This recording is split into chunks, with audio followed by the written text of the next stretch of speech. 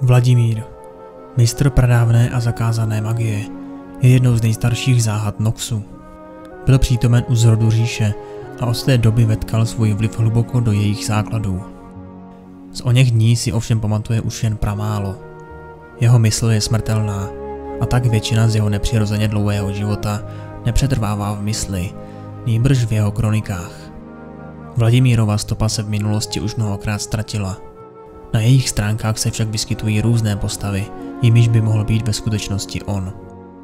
Jedna legenda z dob, kdy na Valoranu zuřila velká válka s Dárkiny, vypráví o princi z království ohrožovaného touto vražednou rasou. Jelikož byla koruna jeho otce v ohrožení a on sám stál až na konci seznamu následovníků trůnu, byl nebohý mladík odevzdán padlým válečným bohům jako rukojmí. Pod dárkinskou krutovládou byli smrtelníci považováni za sotva víc než dobytek. Tato převaha se projevovala i v magii, kterou Dárkinové ovládali. Umění tvorby těla a transmutace krve, jež jim poskytovala moc nad samotným životem. Vladimír věřil, že je něco víc než ostatní smrtelní podaní a že je takové síly hoden. A bylo mu umožněno stát se prvním člověkem, který kdy tuto děsivou magii studoval. Díky svému zanícení si vysloužil význačné postavení ve válečné skupině svého patrona. Právo praktikovat hemonancii a vynucovat vůli Dárkinů mezi nižšími tvory. Válečný bůh pak postupem času s potěšením sledoval, jak Vladimír ovládl toto pole se stejnou absencí milosrdenství jako samotní Dárkinové. I o pádu těchto krutých tyranů se vyprávějí legendy. Jeho průběh je sepsán v mrtvé, vznešené šurimštině a ukrytý v útrobách nesmrtelné bašty. Autor tohoto svazku se domnívá, že Vladimírův mistr nebyl uvězněn jako mnozí z jeho bratrů, nýbrž zahynul rukou své vlastní válečné skupiny. Těch pár smrtelníků se rozutekli a vzali s sebou i vědomosti o magii krve. Jen Vladimír věděl, že to byl on, kdo zasadil Dárkinovi smrtící úder. Zízvený, oslepený a napůl šílený ze zmizení Dárkinů načerpal tolik síly, že to stačilo na obnovení těla. Jemuž nebylo souzeno přetrvat déle než jeden lidský život. A od té doby to učinil bezpočtukrát. Byť se jednalo o rituály natolik děsivé, že o nich nelze ani mluvit.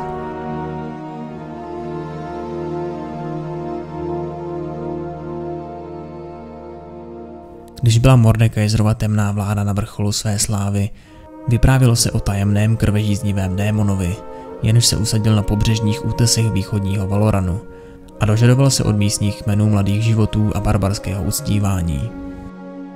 Jen málo kdo byl vítán v jeho doupěti, a to až do dne, kdy za tímto divožským bohem dorazila bledá čarodějka s nabídkou.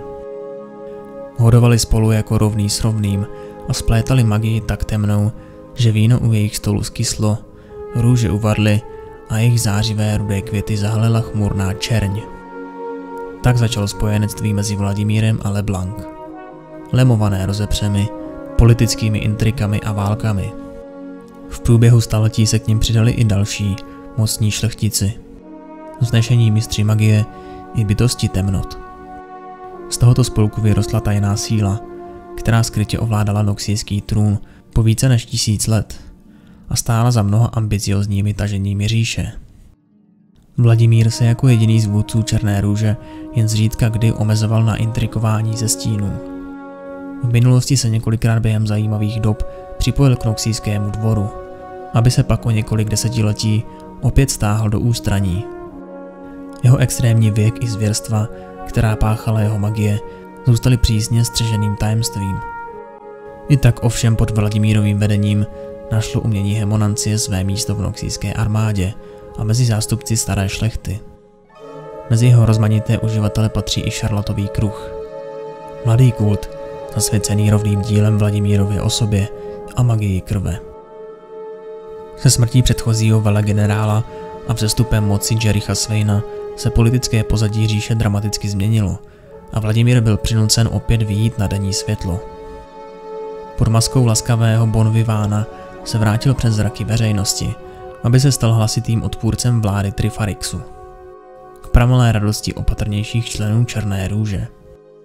Jeho opětovný příchod mohl být vskutku uspěchaný, jelikož čas dosud nesmil všechny skvrny způsobené za jeho předchozího života a zdá se, že dokonce samotný Swain začíná chápat pravou povahu Vladimírovy moci. Jak se nyní k Noxu blíží nový a ještě temnější konflikt, Vladimír pije plnými doušky obnovenou sílu říše a připomíná si svou vlastní dřívější slávu. Pro něj je život pouhou veselicí, karnevalem klenoucím se přes staletí a prologem k velikosti. Jelikož ačkoliv Darkinové nakonec bojovali mezi sebou a uvolnili svět ze svého smrtícího sevření, Vladimír ví, že je nejsilnější o samotě. Ačkoliv Viego nazývá Vladimíra ve hře svým strýcem, jsou jen vzdáleně příbuzní, protože oba pocházejí z královského rodu Kamavor.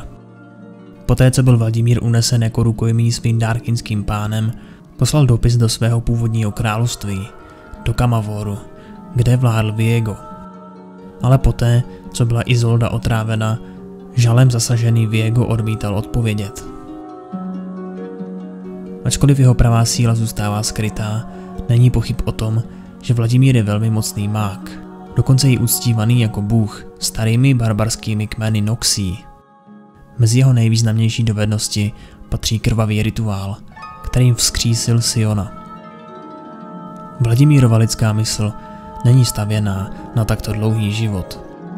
Lidé kolem něj jsou pomíjiví a všechny z nich dřív nebo později zapomene. Na těch pár vyvolených lidí, které Vladimír kdy uznával, zapomenout nechtěl a tak je nechal zvětšnit na uměleckém plátně. Časem ale zapomněl i jejich jména a zůstaly mu jen jejich tváře. I samotný Vladimír se ukazuje na mnoha portrétech z minulosti. Každý takový obraz zároveň znázorňuje různá období světových dějin. A co v těchto časech byl Vladimír za člověka? Když se může na veřejnosti vydávat za obyčejného člověka, nikdo nemůže tušit, co má za lubem. Možná, že brzy opustí řady Černé růže.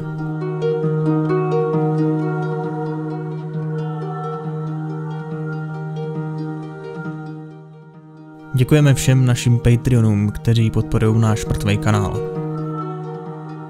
Moc krát díky. Jestli se o mně občas chceš něco dozvědět, nebo o videích, které tvoříme, sleduj můj Instagram. A nebo můj stream, kde pravidelně líkuju, co bude v příštím videu. Aby náš kanál v budoucnu obstál, museli bychom vydávat videa každý den, což je pro nás ale nemožné, jelikož se zaměřujeme na kvalitu a ne na množství videí. Proto potřebujeme vaši podporu, aby jsme v budoucnu nezanikli. Jestli se ti tvorba líbí a sleduješ každé video, popřemýšlej o tom. Je tam spousta výhod, které snad aspoň trochu potěší.